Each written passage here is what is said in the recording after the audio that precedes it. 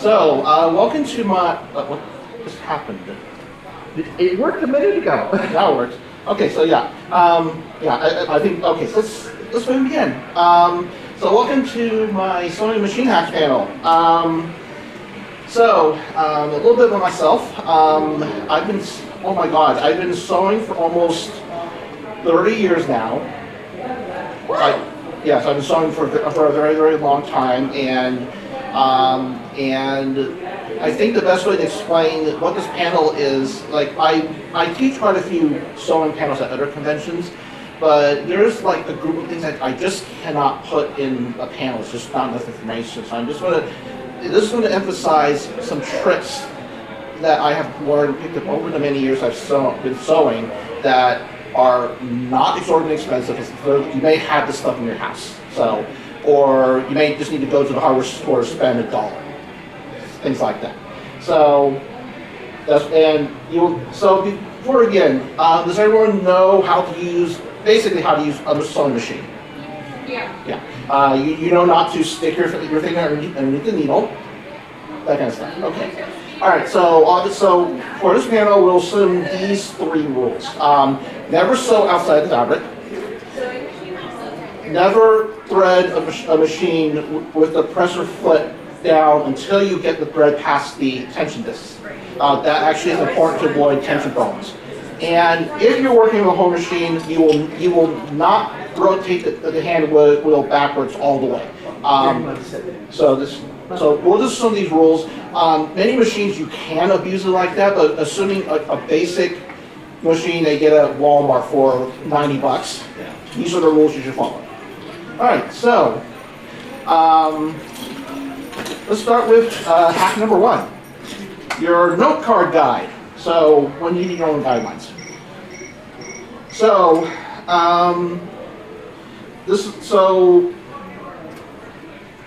even with the cheapest machines, you like this machine. This is a pretty basic machine here, but there are guidelines on the presser plate and things like that. There's a variety of marks all over the machine that basically help you align fabric to something. It could be an actual. It could be just lines. It could be an actual fence. So I don't have the sample out with me. Actually, I may have the sample. It could be something. It could be something like a little piece, like on the split here. And some machines, it comes with a little bar you can actually stick in here, and it acts like this fence. But they kind of have a few quirks and restrictions, so just be aware of that. So, a lot of manufacturers, when they try to make every machine to a cost point, and so they'll try to put guides in as many appropriate places as possible. For example, the pressure plate in the extension table, the ruler outside. But sometimes you don't get these guides, or the guides are in the wrong spot. Or you've got a situation where you can't use the metal guide they provide you. So for example, what if the foot can't accommodate that shank bar? What if the machine doesn't have any guide marks at all? I've actually worked with a machine that does that.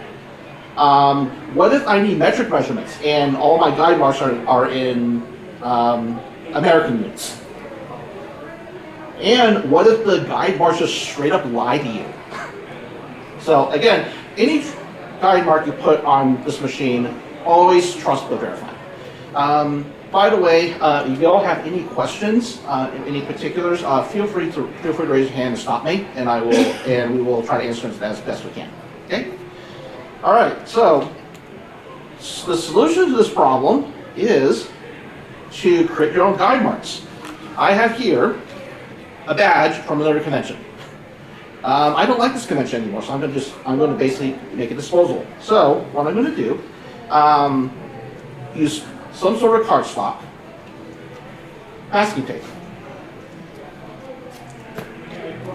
This is very quick and dirty, but I can just do something as simple as that. Oh, let me go ahead and put a few more pieces of tape on it. Just try to pull it together. So you can use just about anything. Use anything as cardstock for this. It could be a credit card. It could be like a used credit card or debit card. It could be just a piece of paper folded a few times. And any of that will work. So I'm just kind of being kind of messy here, but basically you can do whatever you want as long as you have some way of holding it down, like with tape like this. So I now have a guide. I'll take this very wrinkly, this wrinkly piece of fabric, and I am going to try to use this guide I created to basically run it right along the selvage here. Okay, gotta find my hook. So I'm basically using this piece of cardstock to effectively do my guide.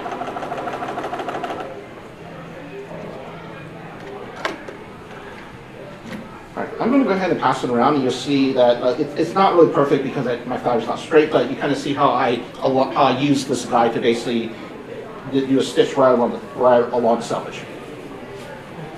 It's kind of twisted because I didn't really prepare for it, but that's okay. So now there are cases where I just use masking tape, but I like to have a little bit of a fence here, just so I can actually have something to put the fabric against. So I'm going to show you an example why we need this. So how many of y'all have seen this little machine here before? You may have seen this. Yes, you know about this $20 sewing machine that you can get on Amazon, and or Walmart. Yes, you can sew with this. No, it does not have any guides on it. So in this case, this is just a piece of masking tape. With that piece of masking tape, I basically used that to create a consistent 3/8 of an inch seam allowance to make a plushie in a hotel room in the middle of a convention. And it works, trust me. Now you have to be careful, but sometimes you have no guides, you make your own. So, so guess what's happening here? Any guesses? Yeah, see, so I'm trying to jam this guide bar into this foot, but I can't. Guess why? Guess why that's the case? Yeah, so in this case, that particular foot is not quite the foot, but it's a very similar concept. It has a built-in fence, but the built-in fence uses the hole where that guide bar will go through. And I have several cases where I actually need both this fence and the guide bar. So in that case, I do one of this.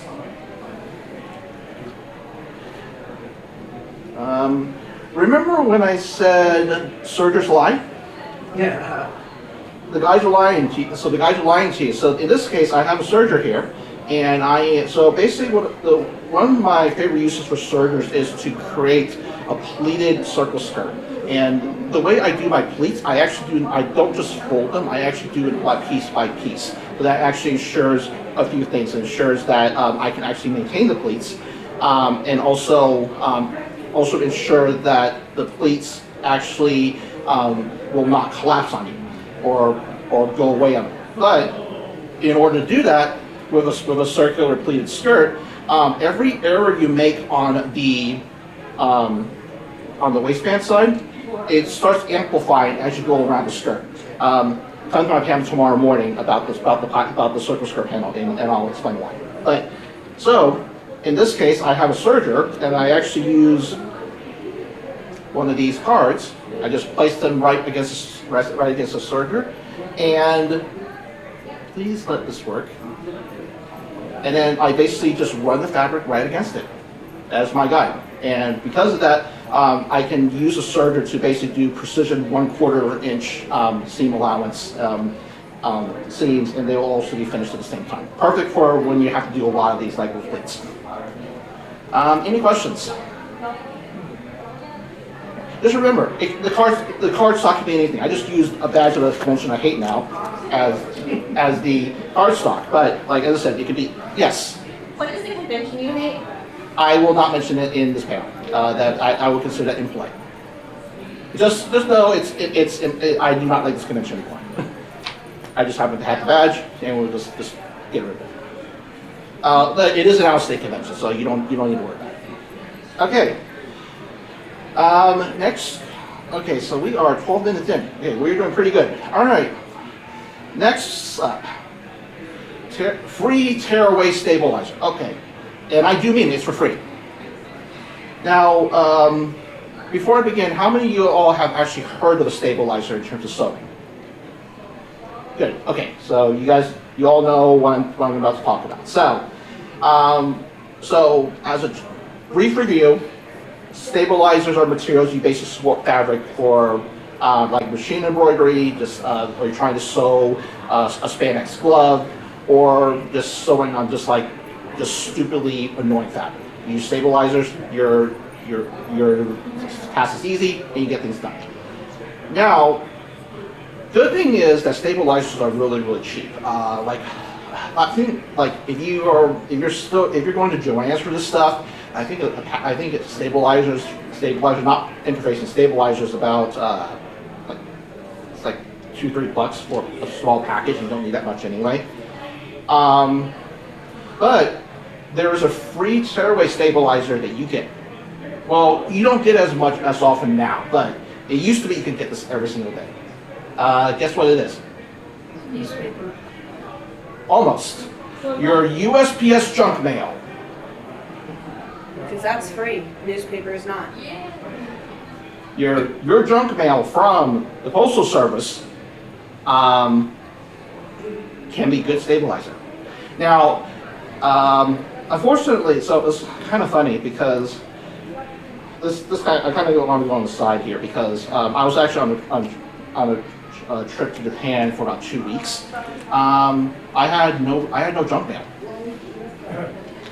I do not know why, but I just had no junk mail.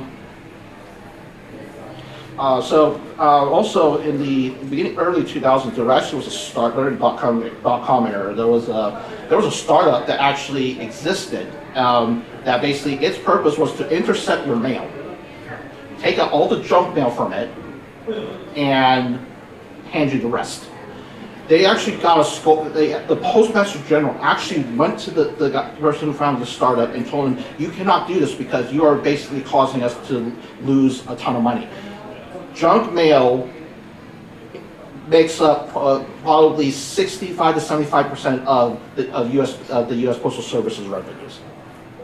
So that's why you get it all the time. It literally subsidizes our postal services. So that's kind of a bit of a sign. All right. So why can we do this? And the reason we can do this is the vast majority of tearaway stabilizers are just merely paper-like. They're just paper. You literally can tear them. So the one thing I do not recommend you use this for is for actual machine embroidery. Don't use this on your nice embroidery machine. Use the actual stabilizer products for that. But if you're like sewing a glove and you're sewing, you're sewing lame, you're sewing four-way spandex. This is perfect for things like making gloves, where you're because of how structurally unsound the fabric is. Not having a stabilizer causes the structure to collapse and your machine needs to fabric resew. So, as I said, this concept is very, very similar to like the old tissue paper, the newspaper trick that you use for sewing spandex. It's the same thing. Now, junk mail tends to be a little bit stiffer than tissue paper, so I basically recommend changing your needle out a little bit more often if you use this. But then again, needles are cheap insurance. So I'm going to. So they just brought that back, did they? Okay. Let me see if I can demonstrate this. I had a piece of junk down here somewhere.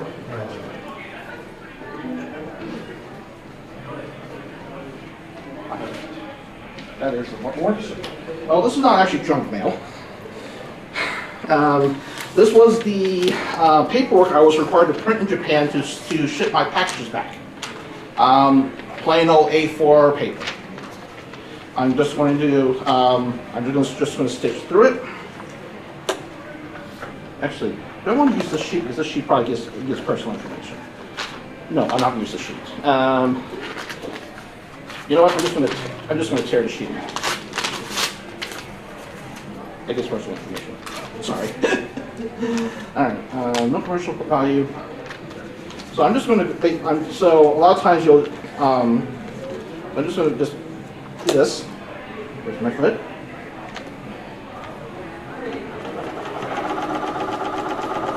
So actually, there's going to be a lot of tricks that involve. There's going to be a lot of tricks that involve me stitching on the paper. So, and as I said, paper is actually relatively inexpensive even in these times. I'm going to go ahead and pass this down here. As you can see, I literally just stitch through the paper, and you can literally tear that paper off that stitch to remove the stabilizer.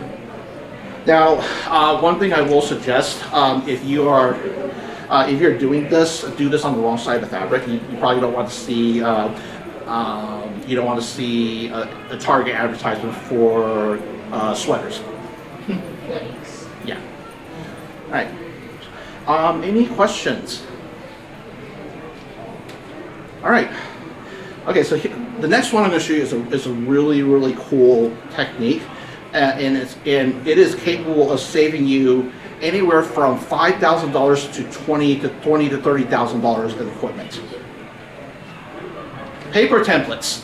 How to be a quilter. Okay, so for those of you who are you guys familiar with kind of the steps of how a quilt is typically made? Okay, so typically the last step, one of the last steps is you literally take the sandwich and you literally quilt over it, and that kind of stitch over it. And this technique is known among the quilting community. So basically, if you it's not intuitive to find this, but you can, if you're a quilter and you do not have a long arm or like one of this nice big automated long arm machines, you can buy a paper template that has your your quilting pattern, and a lot of they just literally sell it. You buy it, print it out, put it over your fabric, and you basically make your stitches using that pattern. Now, cosplayers like us, we can actually use this to stitch custom designs in the fabric. Like if we need to make custom quilted fabric, this is a great way to do it. And you can do this with a machine of this size. Now, it will take you a little bit longer because you're trying to squish all this fabric underneath the harp space, but otherwise it beats paying thousands and thousands of dollars for a long arm. By the way, does everyone know what I'm talking about when I say a long arm? Okay, a long arm, think of this machine, a lot bigger, and now rotated.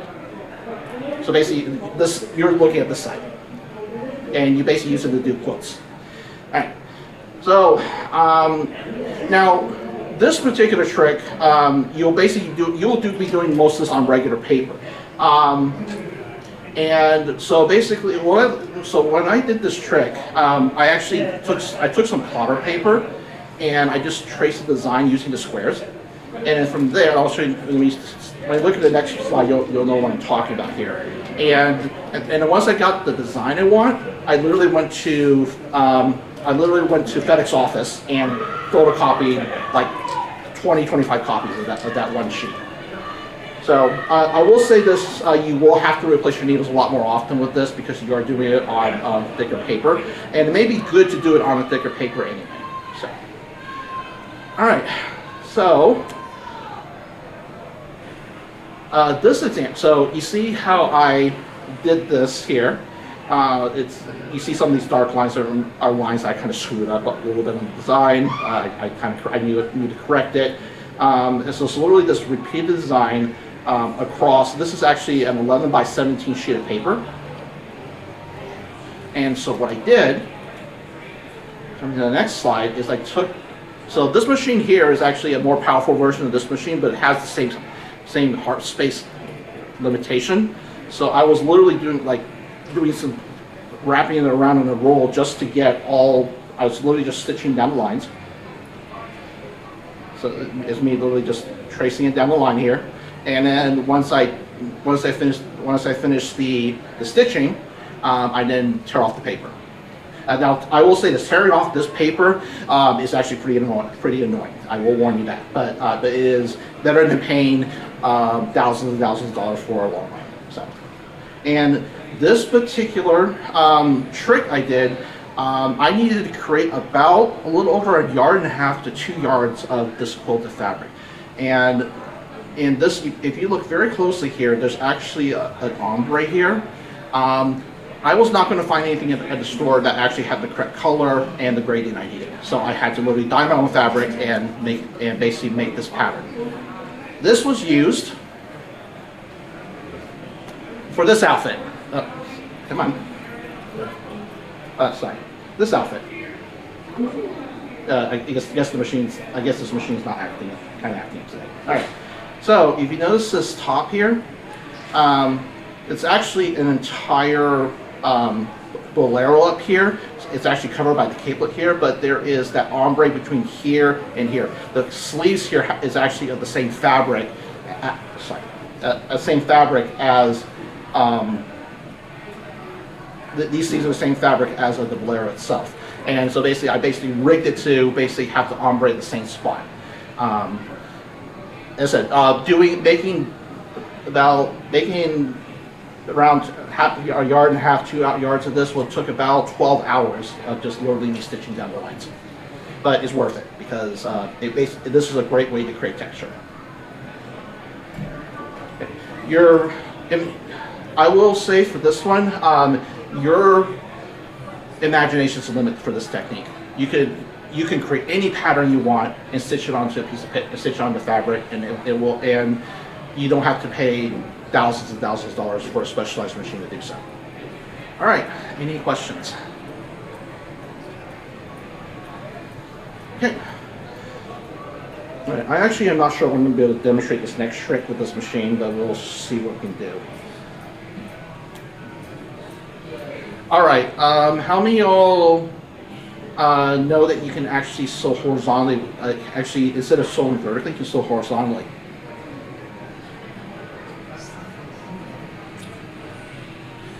Okay, so, even the cheapest, so basically what I'm going to do with this machine is I am going to set this machine up to basically do free motion embroidery. This fabric's good embroidery. So I'm going to. Okay, let me see if. I have the correct foot here. Just let me check. I may or may not be able to do this with what I have here because I did not prepare. So that's okay. That is not the right foot, but we will make it a 10. It'll probably fail, but I'll show you what to do. So first thing I'm going to take off this foot here, and not number 5. Actually, we'll try with this foot. This will be. So in your manual, you will need to drop the feed dogs. So this is just me pressing this. So free motion embroidery, free motion stitching, you can do it in any direction, but I actually like to do it in the horizontal direction. So let me see if I can. So this is going to be, I will say this with this one, do start slow. Yeah, this is not going to work.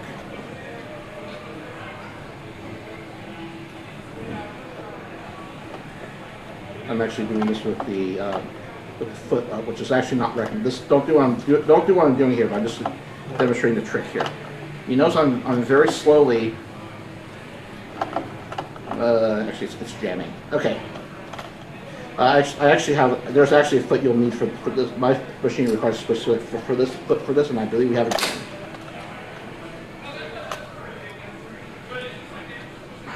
Okay. Sorry. Okay, so I'm gonna. So yeah, this is not very good, but this will kind of demonstrate the concept. I'm literally just sewing horizontally with using free motion.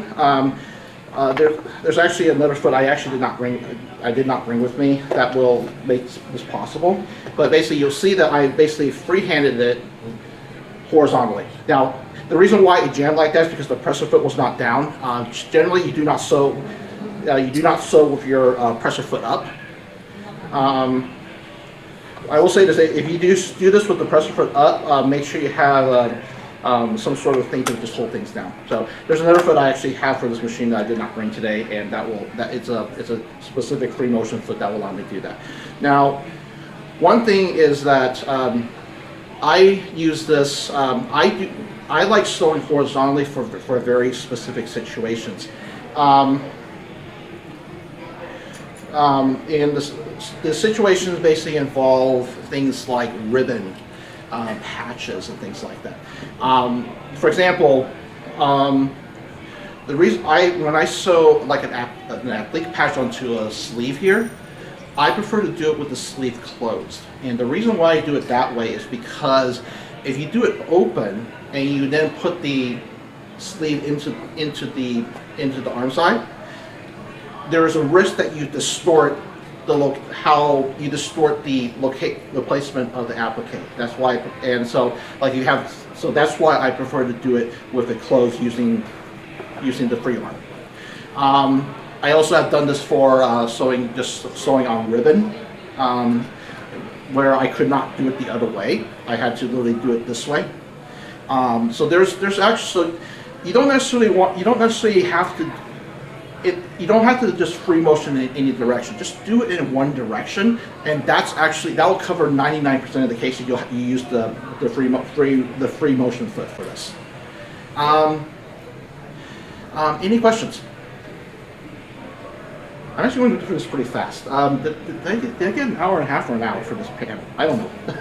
Sorry, I'm kind of being a little. All right. Well, okay, if there are no other questions, we're going to proceed to the next trick. And it's actually kind of relevant to concerning what just happened about an hour ago.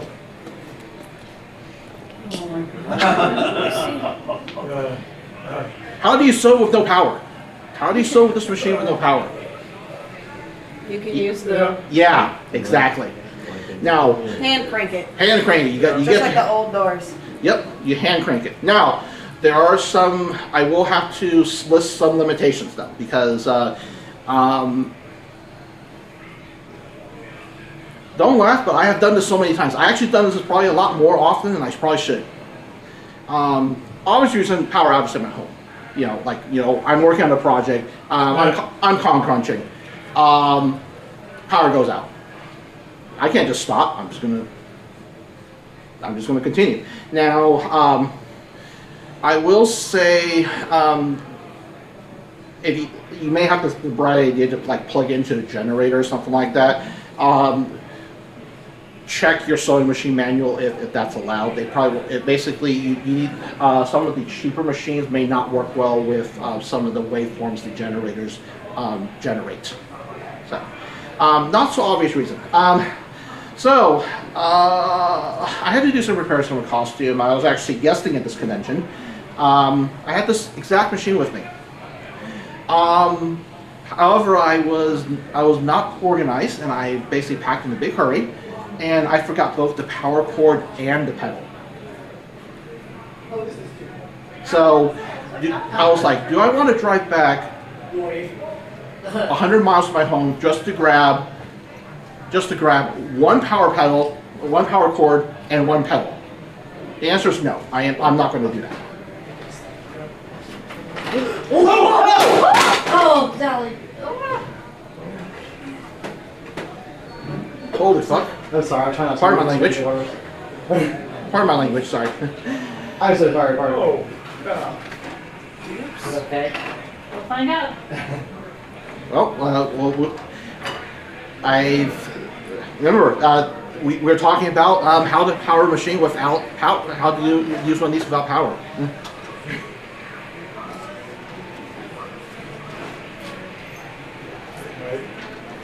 How's it go? I think that stopped the fan for long enough. It's okay. The light changed from amber to green, so I think we're going in the right direction. That sounds good.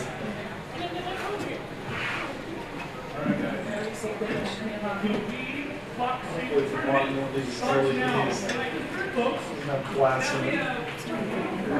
I mean, the lens is one. This is so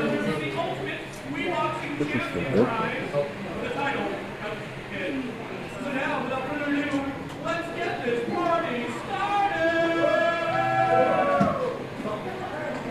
Am I cursed or something? Oh, sorry. It's like I was. I'm usually that's still getting a signal. Yeah.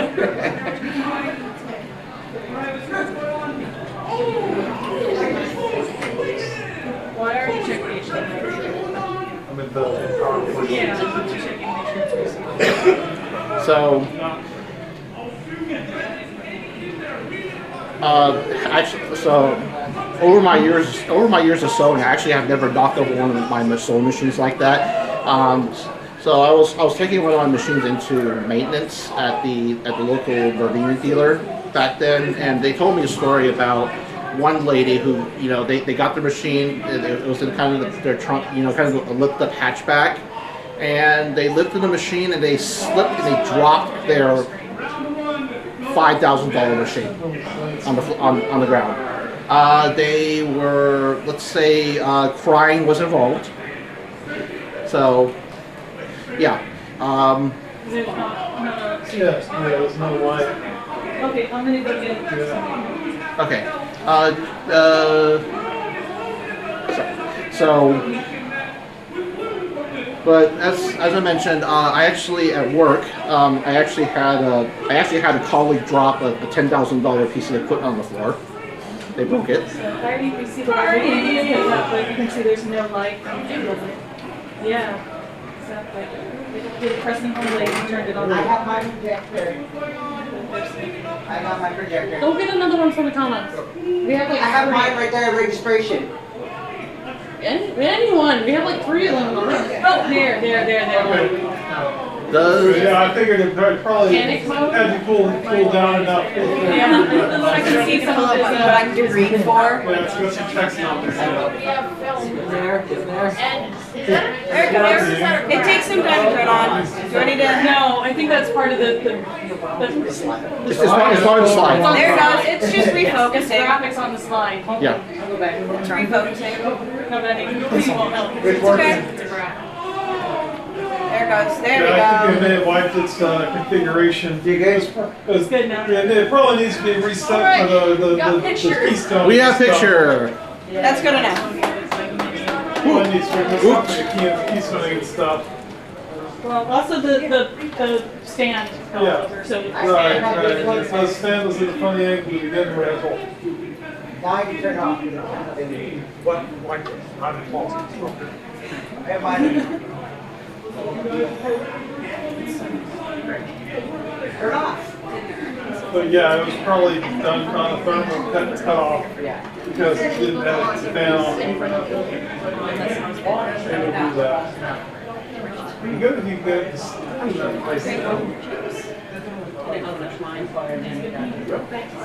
Okay, let's continue, guys. Everyone. All right, so yeah, I basically brought this machine, forgot the power cord, forgot the pedal. I'm going to tell you that as y'all mentioned, you can literally crank this hand wheel without power. Now, there's a few restrictions though. Your machine, you need to be able to manually lift this foot here. So this machine, I just need to leave it. I was actually looking at a $5,000 machine where I don't have that ability to actually manually lift the split. This trick will not work unless you actually can manually lift this split. If you have a computerized machine like this one, it will default to the standard default stitch when the machine turns on. So in this case, this machine will start at needle in center position, 2.5 millimeter stitch length. So now, I will also mention that these are really not designed to be hand cranked a lot. You know, it's not like the old machines of the 1800s. So, so what we're going to do is we're going to be very slow about it. Now, before we do this, let's cut the power. No power.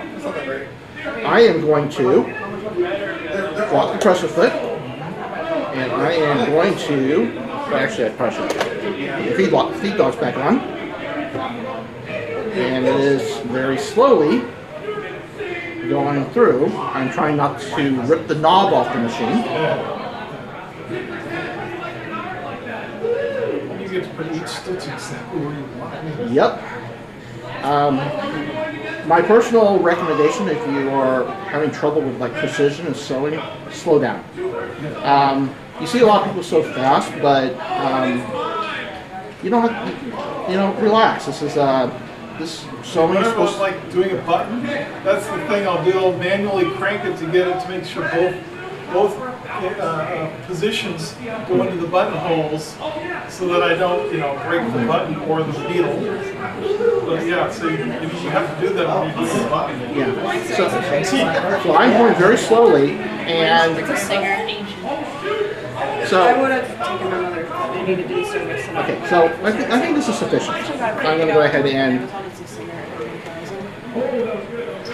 I'm going to pass this piece of fabric around again. You'll notice that I sewed it right in this section here. Right. Let's turn this machine back on. If I can find the cord.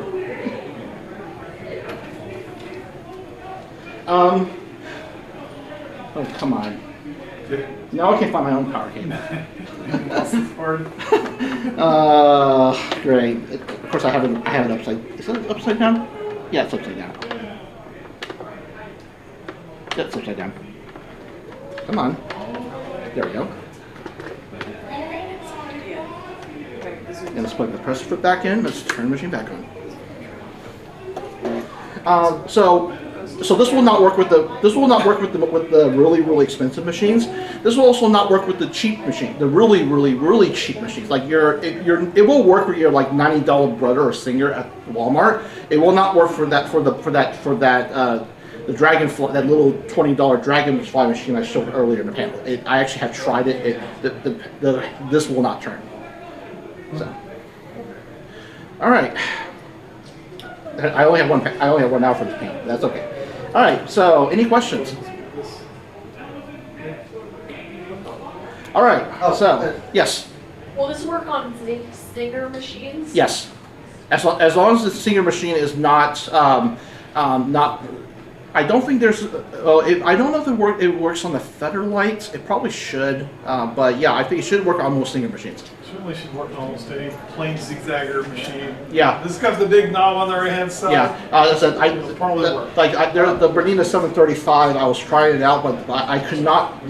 I could not manually lift the foot and have to use the machine to do it. That would not work because I would not be able to get the foot. All right. All right. So the next one. If I filled this bobbin here, this is not fully filled. Pretend I fully filled this bobbin. How many stitches do you think I can get out of this? At least 2. Let's. Technically correct. That is technically correct. What? 1,000? You're getting closer. I think 2 is a good answer. 2 is a good answer, but if it only does 2, you probably should be hand sewing. Okay, 1,000 is getting close. Any other takers? 10,000 stitches. Not quite. Go lower. 5. Okay. That's just a guess. Actually, 5 is actually correct. 10,000 It's only 5 stitches. 5,000. 5,000. Oh. So Some really crap thin thread you might get warped. Yeah. So So- before you get there. all right. So kind of a bit of a background with this, with why I'm asking this question.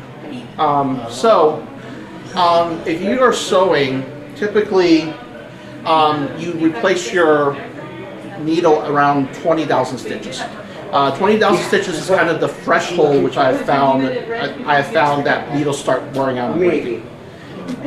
But unless you have a really expensive machine, computerized machine, you're not going to know how many. You're not going to know exactly how many stitches are going through it. So this particular bobbin is the Bernina CB hook bobbin, and this bobbin is actually very similar in size and diameter to your typical class 15 bobbin that's used in Brothers and Singers, in Genomes. It's actually a very similar sizes. It may be off by me like an eighth of an inch something, but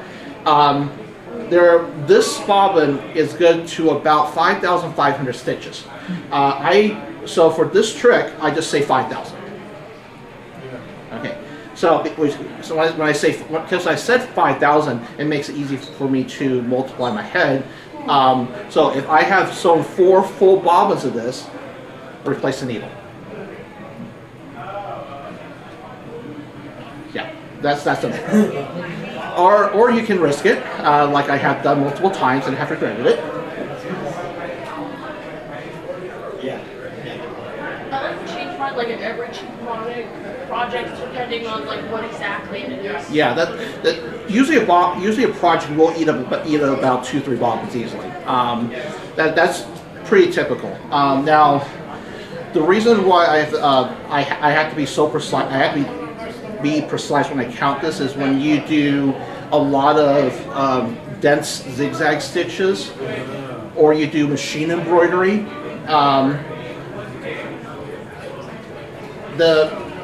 That 20,000 stitch needle is going to go out. Is going to go out pretty fast, and so I have to make sure. So what happens is my embroidery machine setup is actually set up in my bedroom, and the machines, let's say the machines where you're sitting, where Carson here is sitting, and my desk is where it's kind of where that center space is, and I'm on my computer, playing video games or something like that while I'm waiting for the job to finish. Now, It's got a bunch of stickers all over it. yeah. So now I'm waiting for the job to finish, and the problem is, like, if I am about to run out of.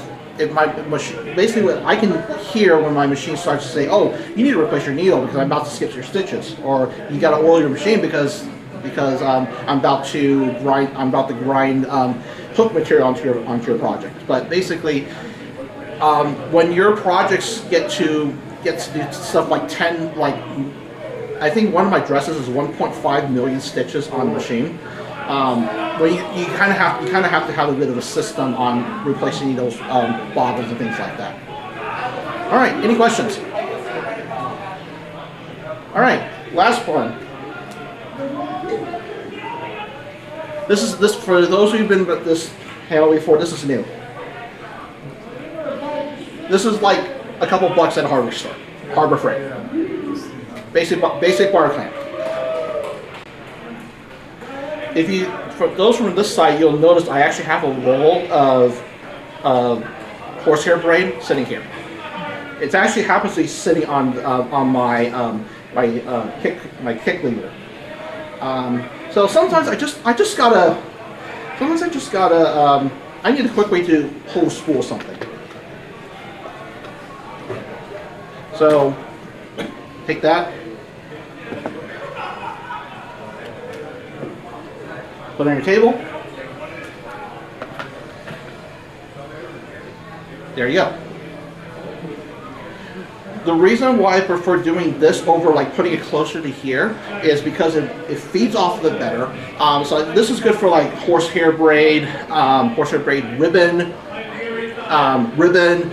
larger spools of thread. Like basically, if I have a thread that needs to be put vertically, this is a great way to do it. Just literally I didn't type it hard enough, but yeah, this I didn't tighten it well enough. But basically, you can just take this. You can use a very basic bar clamp, a small bar clamp. Get at Harbor Freight, Lowe's, Home Depot, random hardware store. It's going to be no more than a couple bucks for a cheap one, and that cheap one's good enough to hold just basic sewing materials. You end up sewing better if you have this on the side versus like over here. Basically, this is a bit of a convenience thing.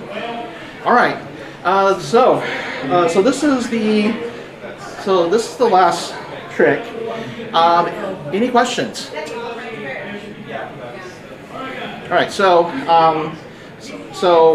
the last time I presented a panel, I actually had cosplay social media. I actually had purged all of it due to some things that I was doing over the past year or so. And so this will go to my link tree for all my new social media. It's not very much populated, but I will be putting this new version of this panel onto my website and on wherever I can on my social media. So okay, let me go ahead and take this off before I forget. Yeah. So everything I have demonstrated here is one of the things I have dealt with in so I've been sewing for about 30 years, and I've cosplayed for about 10 of those years, over 10 years. And one of the things that I've gotten criticism about is the fact that I have equipment that is I have quite high quality equipment to do my work, and so the goal of this is to kind of demonstrate that you can get the results from all my costumes and not need thousands of dollars of equipment. You just need stuff that you can find around the house, and I actually use a lot of this on a regular basis because sometimes sometimes the stuff that comes from the machine really doesn't work. If it doesn't work, I come up with a solution like the note cards. All right, so we have 10 more minutes. Any questions about any of the material? You want me to go back to any of the other stuff for clarification? Hi there. Hi. Hi. Sorry, I missed. I wanted to come earlier, but I missed it. I've seen most of this panel before. Yeah. I think, but. Yeah. This is the only new one. So That's a good idea. yeah. Same here. Yeah. Watch out. Okay.